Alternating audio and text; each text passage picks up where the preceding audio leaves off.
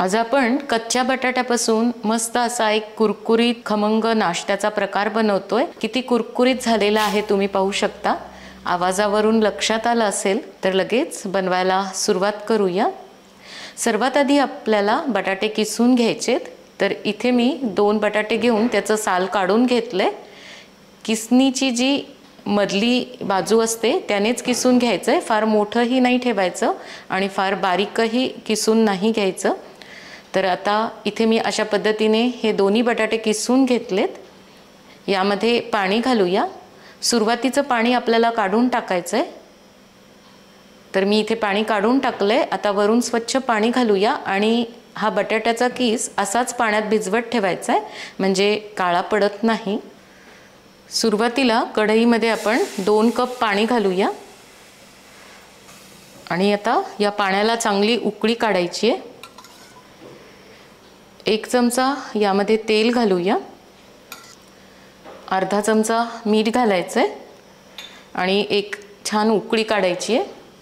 पाण्याला आता चांगली उकळी आलेली आहे। तर यामध्ये बटाट्याचा कीस घालूया। तर कीस घालताना तो चांगला पिळून घ्यायचा आणि मग घालायचा। यामध्ये पाणी अजिबात ठेवायचं नाही। तर हाताने असं चांगलं पिळून घेऊया। चमच्याने मिक्स करून घ्यायचं आहे आणि हा कीस आपल्याला 40 ते 50% शिजून घ्यायचा आहे, फार गाळ शिजवायचा नाही। आता हा बटाट्याचा कीस अर्धवट शिजलेला आहे। तर यामध्ये रवा घालायचा आहे। 1 कप मी इथे रवा घेतलाय, तो घालूया आणि लगेच चमच्याने मिक्स करायचं आहे। गॅसची फ्लेम अगदी कमी ठेवायची, भराभर ह्याला हलवायचं आहे, नाहीतर यामध्ये गोळे होतात। तर थोड्या वेळातच तुम्ही पाहू शकता हे पीठ आळून आलेलं आहे, घट्ट झालंय। तर एवढंच आपल्याला शिजवायचं आहे। गॅस आता लगेच बंद करूया आणि यावर 2 ते 3 मिनिटासाठी झाकण ठेवायचं आहे। आता 2 ते 3 मिनिट झाली आहे। तर हे मिश्रण आपण ताटामध्ये काढून घेऊया आणि थोडंसं थंड करून घ्यायचं आहे। तर चमच्याने असं पसरून घेऊया, म्हणजे पटकन थंड होईल। ज्या ट्रेमध्ये किंवा प्लेटमध्ये आपण हे मिश्रण सेट करणार आहोत त्याला तेलाने ग्रीस करून घ्यायचं आहे। तर 1 चमचा मी तेल घातलंय, ब्रशने सगळीकडे पसरून घेऊया, म्हणजे लावून घ्यायचं आहे। म्हणजे यामध्ये मिश्रण सेट झाल्यानंतर त्याच्या वड्या अगदी पटकन निघून येतात। हे मिश्रण आपलं आता थोडंसं कोमट झालंय। तर यामध्ये सगळे जिन्नस घालून घेऊया। अर्धा चमचा जिरे घालायचेत, पाव चमचा काळी मिरी पूड, 1 चमचा चिली फ्लेक्स।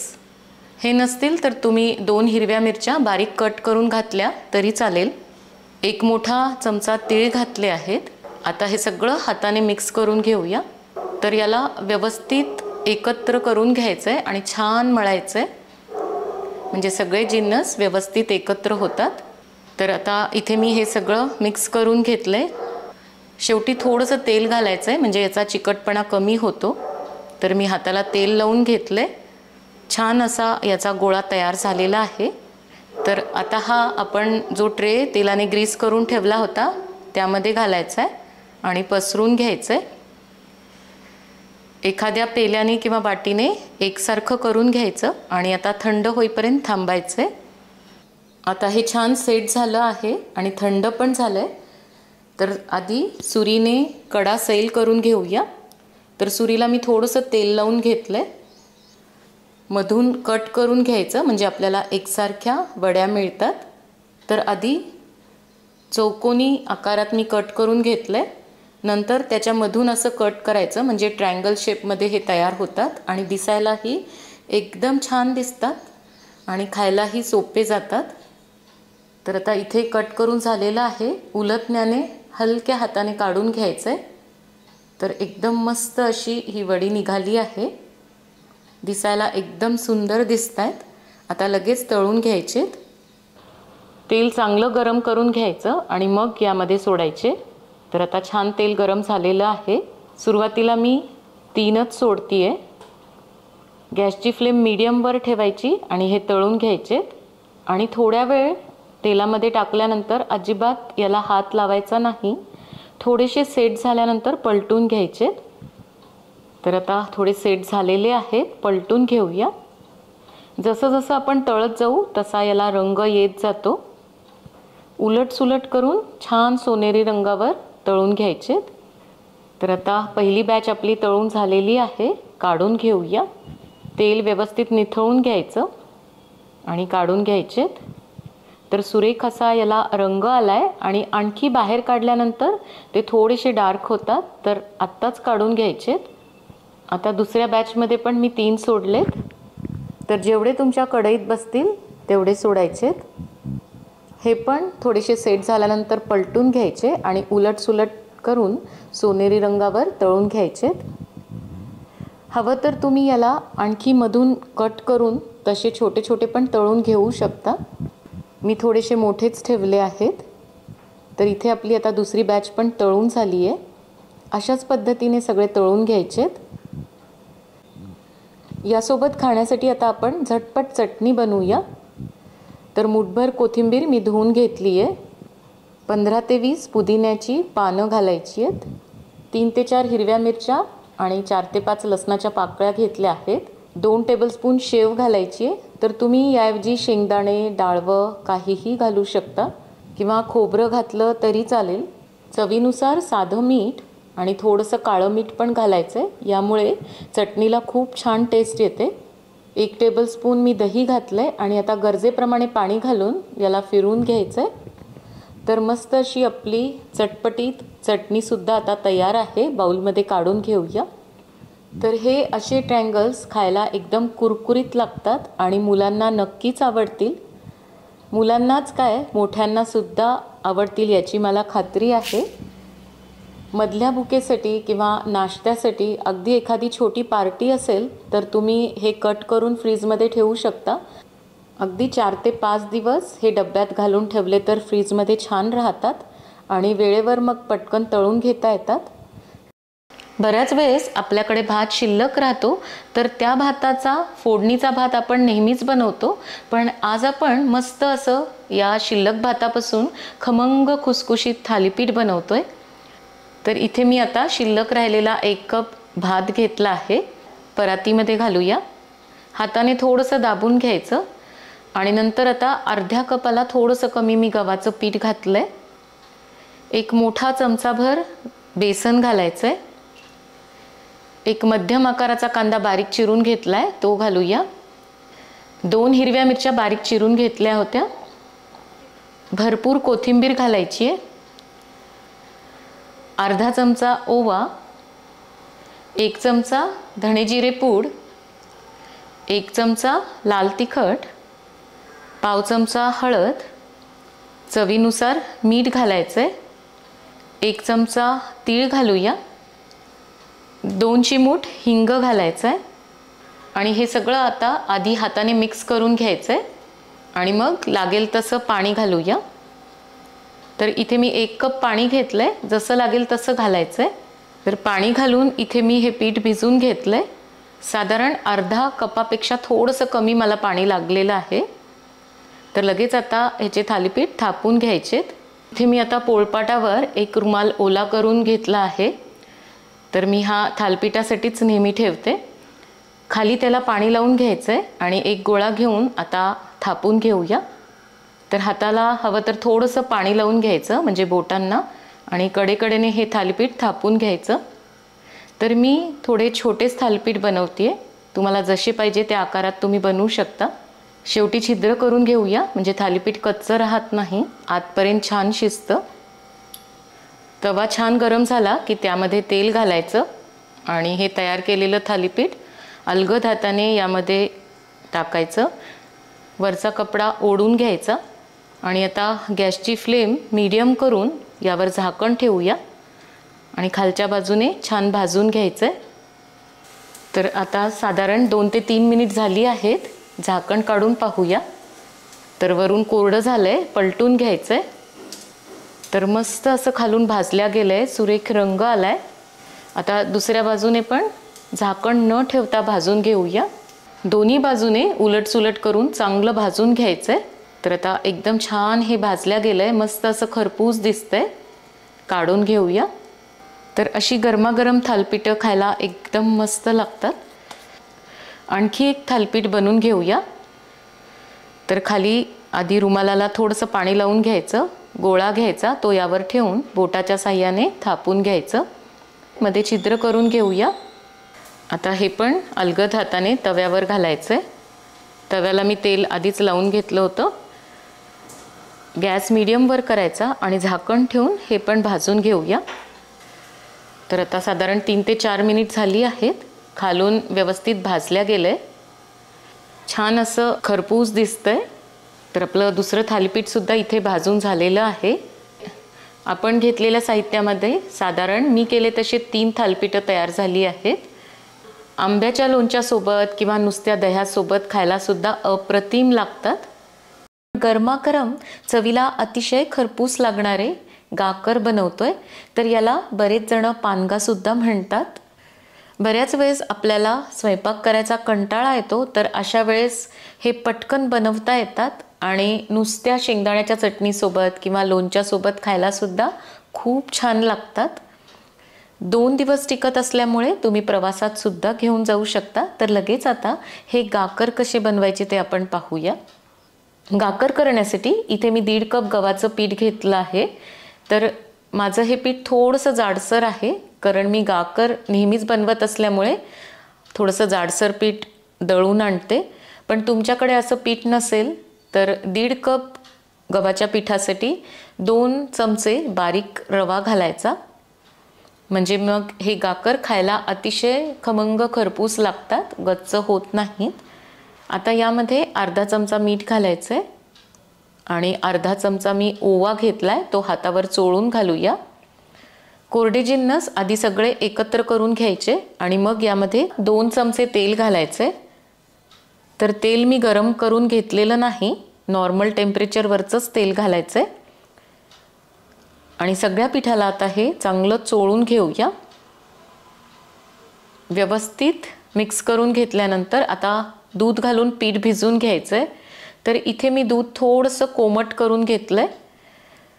दूध नसेल तर तुम्ही पाण्यात भिजवलं हे पीठ तरी चालेल, पण दुधात भिजवले की खायला खूप मस्त लागतात आणि शिवाय प्रवासात घेऊन गेला तर 2 दिवस आरामात टिकतात. तर आता जसं लागेल तसं दूध घालायचं आहे आणि पीठ भिजवून घ्यायचं आहे. पण पीठ भिजवताना आपल्याला फार सैल भिजवायचं नाही, थोडं घट्टसरच भिजवायचं आहे आणि फार दाबूनसुद्धा पीठ भिजवायचं नाही. इथे मी पीठ भिजवून घेतलं आहे, फार दाबून याला मळून घेतलं नाही. फक्त छान असा गोळा तयार होईल इतपतच पीठ मळून घेतलं आहे. शेवटी अगदी थोडंसं खाली तेल घालायचं, म्हणजे याचा चिकटपणा कमी होतो. तर आता हे असं मस्त पीठ तयार झालेलं आहे, तुम्ही पाहू शकता. अगदी याला असं फार चिकनं मी केलेलं नाही. याचे आता गोळे तयार करून घेऊया. तर साधारण आपण घेतलेल्या पिठामध्ये 6 गाकर तयार होतात. हे फार मोठे नसतात. आपल्या पुरीचा गोळा असतो त्यापेक्षा आपल्याला थोडासा मोठा गोळा घ्यायचा आहे आणि लगेच बनवायचेत. तर हे हातावर सुद्धा तुम्ही बनवून घेऊ शकता. तर मी थोडेसे हाताने आधी मोठे करून घेतले आणि नंतर पोळपाटावर ठेवून आता लाटून घ्यायचं आहे. तर थोडंसं जाडच लाटायचं आहे. तर इतपत जाडी मी ठेवली आहे. आता आणखी एक लाटून घेऊया आणि फार याला गोल आकार आला नाही तरी चालतो. हे असेच खायला एकदम मस्त लागतात. फार हे पातळ लाटायचे नाहीत, तर मी थोडेसे जाडसरच सध्यापुरते 3 लाटून घेतलेत. तवा पण छान गरम झालेला आहे, तर त्यावर हे घालूया आणि यासाठी शक्यतो लोखंडी तवाच वापरायचा.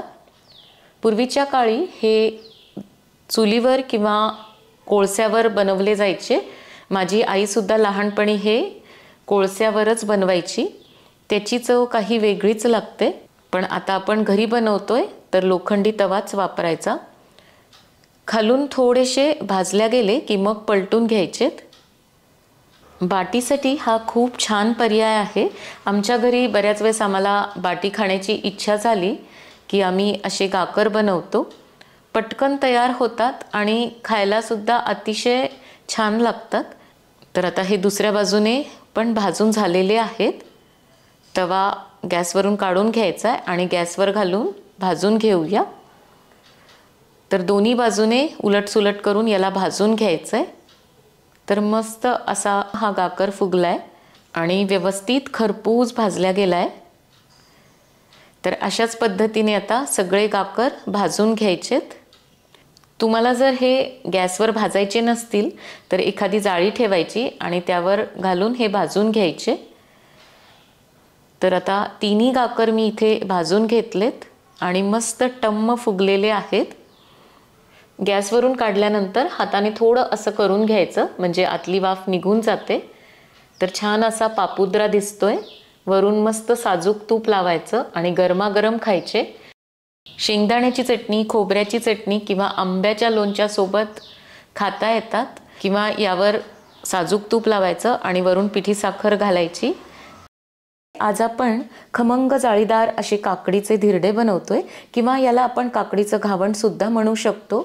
खायला खूप चविष्ट लागतात आणि सकाळच्या नाश्त्यासाठी अगदी झटपट बनवताही येतात। इथे मी आता एक मोठी काकडी घेतली आहे।